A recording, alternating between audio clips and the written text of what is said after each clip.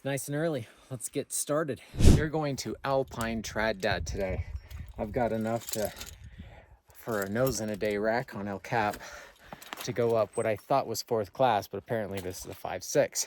We're going to show you how to do this efficiently. I grabbed my 9.1 millimeter Joker BL rope because it's super thick enough to feel super safe enough on this, but not overkill. And you're supposed to rappel this with 260 meters, and that's ridiculous. So I have in our bag a tagline to pull down a knot block. We'll show you later. 5.6 at worst and 4th class at best. I have an 8.2 millimeter Starling. It's like the Swift Protect, but kind of a half rope from a personal anchor on a conch slide because I'm kind of on chill terrain. I'm not gonna necessarily climb a El Cap with that, but I have all my small stuff starting with nuts, black, blue totem, some the medium-sized stuff, and then all the way to big. And I like to double stack, so I grab from the bottom first, and then I know how many I have left of a certain size. We're gonna talk about belaying efficiently. It's kind of controversial. These slings, before I go, I like to make sure that what's on top is on top, so I jiggle, and then when I take them off, I don't have a rat's nest, and every sling has its own beaner.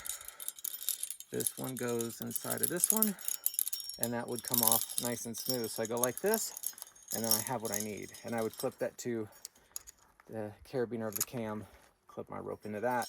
That's just the way I do it. Some people like to twist it and clutter up their harness more. Let's go. So the more scared you are, the harder you squeeze a cam. I think that's how you're supposed to put those in. In this case, I only put a quick draw here, and so I could film. And this way, I don't hit the ground. My belayer is almost ready to belay me, which is why I'm at my first piece still. But if I put a sling on this, then I don't think it would catch me before I go, but you don't want it to zigzag, because if you go, I guess, this way, the next piece if I put something in there, I'd really have to extend it in order for the rope to not go like this, because that's what's going to create drag. So it's always a battle between extending the sling far enough to where you don't have rope drag, and extending it so far you're gonna deck on the last ledge you left. So I've always wondered if this was safe. I don't think it would fall off, but it does feel like quite a sharp rock, and I would be falling this direction, so I think it would hold, except now it's not extended at all, so it required 2 slings for me to do that, but I am keeping my rope fairly straight. So as tempting it is to step on this stuff because it looks flattish and easier to stand, it's better that I am on solid rock, because it's just like a garbage chute that would just funnel it straight down to my belayer. Off belay. This is when these matter. So when the terrain is easy, it is nice to belay somebody with basically a pulley. Now the risk is, if this gets caught on something and opens, there is nothing that holds them.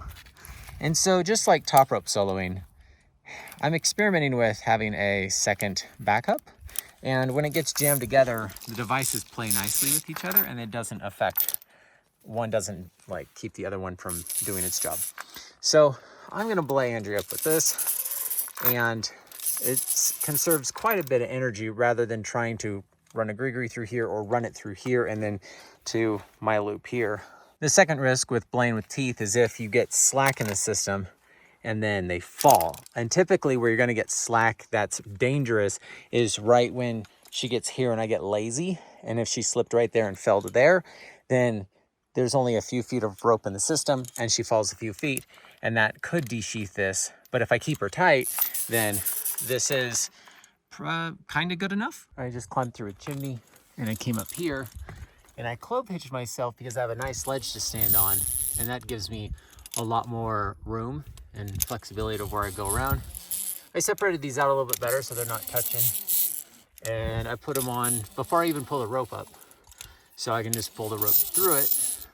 It's actually easier than the other way, but yeah, that's pretty simple since I have bolts, but keep your anchor simple. Don't overcomplicate stuff. So I put my gree-gree on before I took off all this stuff, and I gave it to Andrea, and she's about to lead the next pitch.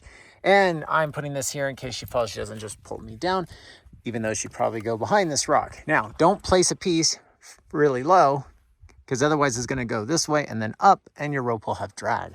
Yeah. Good luck. So she just said off belay. So I put my personal anchor in here and cleaned all this off, including that first locking carabiner here that the rope ran through. So when she's done pulling my rope up, I can start climbing. It is inefficient to say, climb on, and the person down there is not ready. So have as much done as you can. You can still stay safe while doing it. And then you can just keep making progress. So I just got to this piece, and this is actually pretty awesome because you can go back and forth, back and forth. And because it's butted up against the back of the wall there, it doesn't walk. But if you stick it in deep crack and it goes like this, it walks deeper and deeper. So if you can put it in a spot that doesn't allow it to go deeper, that's an awesome placement. Look at this bomber anchor.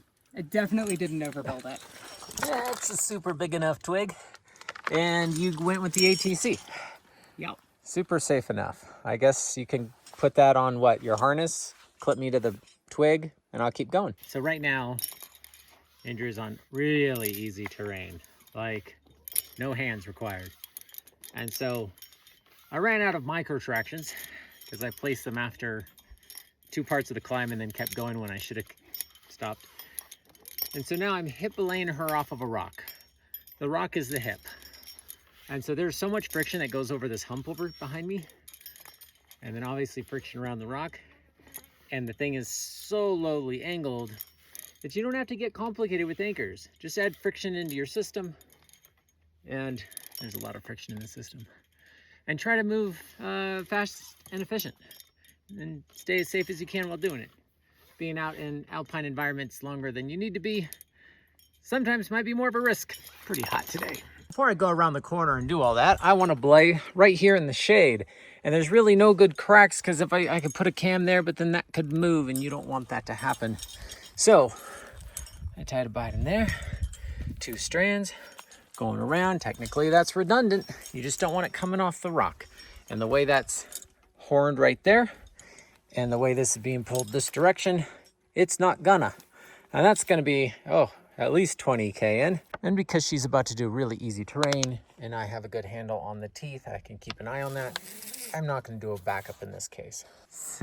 What is that? Is that alpine trad? Yes. This is how they tell you to do it in the guidebook. How was it? Fun. Graceful. Oh yeah? Elegant. So I placed a cam right here and I'm about to lead. Andrew's on this BAL, big ass ledge. And she's gonna belay me. And this piece is mostly just so if I make a boo-boo, I don't rip her off the wall. But it's pretty easy terrain. So I'm only gonna place gear if it helps protect the follower. It's not just about what I need, but if I could place something about here or here, then if she makes a boo-boo, she's not gonna swing all the way over to wherever I build my anchor. So yeah, not all the gear is about you. So let's see if we can find something. Nope, that's not it. Before you step over a gap, make sure you have slacks so you don't get pulled off. There we go. And that is a perfect example of placing something after I do something sketchy, even though I feel better now. This way, she would be safe. This is definitely the fun way. I don't know if it's the right way. Seems a little airy. Super good enough. There we go. There's another piece for you. Oh. Is that the summit? No, there's 2 butterflies having sex. There's so many bugs. So I'm just gonna use an ATC right here. It goes over that rock. And I'm definitely not gonna get sucked up into that. There's enough friction. So keep it simple. You don't really need a full anchor every time. We got our standard summit photo and we're ready to go. And we have to more or less go the way we came. And so she's gonna go first. So the rope is above her, but it's very traversy. So if she falls, she swings. So she might place cams as she goes. And then when I follow her, I will pull them out and be at risk of a big swing. And that is where the second person is at more risk than the first person. Now, we are on the top and it feels like we really accomplished something, but a lot more people, I think, get hurt on the way down on climbs than they do on the way up. So always good to take this serious. Ready to go? I'm ready. I'm not going anywhere in here. Does that mean you're a nut? Yep. Look, I'm technically a cam. Oh wow. No, I wasn't gonna go. You could fall and I wasn't gonna move. I believe you. Okay, I'll try to remember to play stuff for you. See ya. When the terrain is easy enough, you can simul third class. Just coil the rope around you and walk across the extremely safe section until you get to another spot where it'd be worth being tied to this better. Well, that might be worth putting some gear in. It'll be quicker for Andrea to get lowered right here, and so I'm gonna want a good anchor. And so I have cam 1 and cam 2, and I did a girth hitched anchor right there in the direction of pull that she'll be doing. And just because she'll be, you know, it's very important that it works, that I backed it up to, you know, it's dead, but it's got some moss on it, and I'm clipped to the system as well. So now let's lower her. So now I'm going down and I come to this piece, and then when I unclip it, I am, that's my next piece down there. So I'm unleading, sort of following. Safe-ish. Look at that beautiful 2-bolt anchor. We are going to rappel off of this ring here, and we're going to do a knot block. And that is a knot, and it's blocked, sort of. Except you'll see sometimes climbers will clip the actual other end of the rope.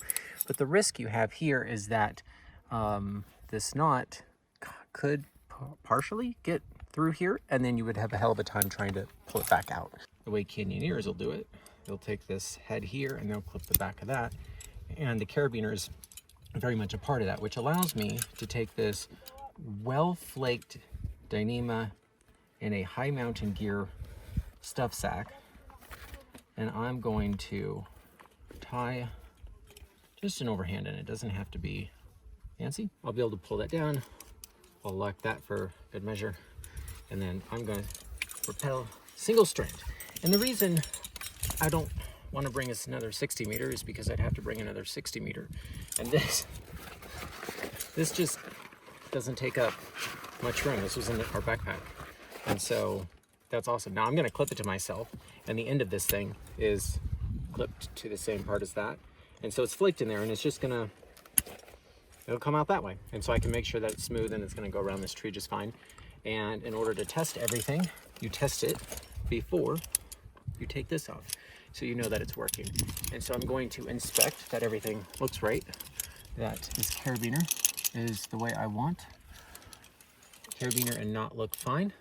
I have plenty of tail here, and if I were to go all the way down and give slack, I would be able to pull it down.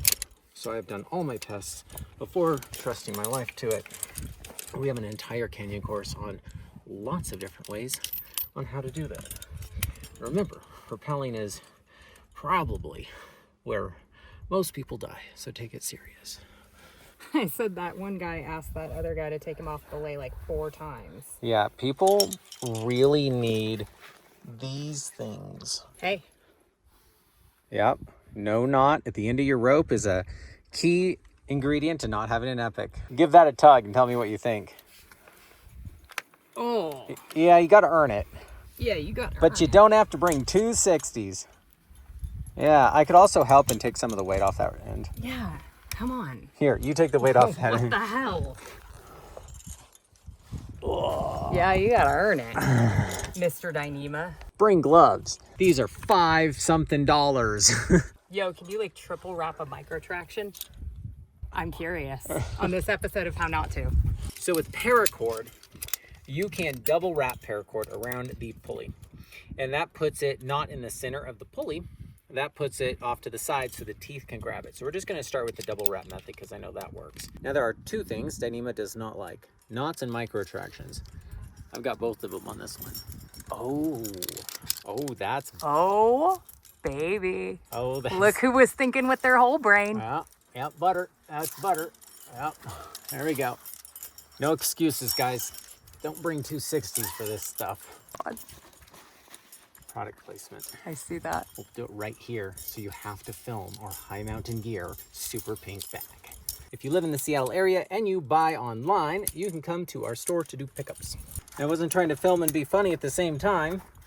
Very hard to multitask. I would have been pulling this into the bag all along. And since this sucks, there are 2 ways to make that better. 1, have it above your head. So stick your hands in the bag.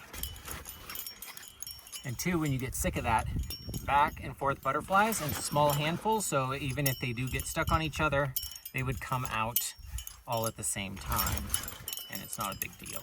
But sometimes that's faster to stick in the bag. So now we're gonna go through both rings. Since I have 2 rings here, I'm going to tie a figure 8, and I'm going to put this here and clip it to the bottom of the figure 8 knot block, flip it around and clip my pull cord to it, lock it, and that is going to be my rappel. Now, you never, ever, ever want to pull this up with a knot in it. So make a sphincter with your hand and pass the sphincter test. And because it's really just weird to say, you'll remember it. And then you won't go, oh shit, there's a knot 50 feet up. The other thing you should always do is put a blocker knot at the bottom. And that keeps you from rappelling off the end of your rope and ending up in the noose. I've been that far away from the end of my rope before. Didn't know it, looked down and was like, where's my rope? And I didn't have a knot in the end. Rope. I extended my rappel with a basketed shoulder sling because I've got plenty of those. And I have VT pressic, so I'm going to do VT pressic hitch. And I'm going to clip it to my leg loop just because I didn't extend my thing far enough, and that is super good enough for me to test. And that's what we do around here. We test things. So, sit there, scooch there, test that. That's going to come out of the bag. If I take my weight off, I can pull it down. If I can do this, it holds, hands free. And this is loose. Look good, I'm locked. Double buddy check that, yeah. You look great, baby. All right, see you down there. Now, a courteous thing to do when you rappel is I am now standing on the ground, and instead of undoing all my third hand and ATC and whatever, and then yelling, off, rappel, as soon as my feet touch the ground, all I do is pay out 5, 6, 10 feet of slack. That gives them enough slack in order to put it in their device, test themselves before taking off their personal anchor, and they could be on rappel before you finally get all this stuff off. So if you want to be efficient, you can yell off rappel before you're actually off rappel if you've given out slack. My coat looks like that too after I go climbing.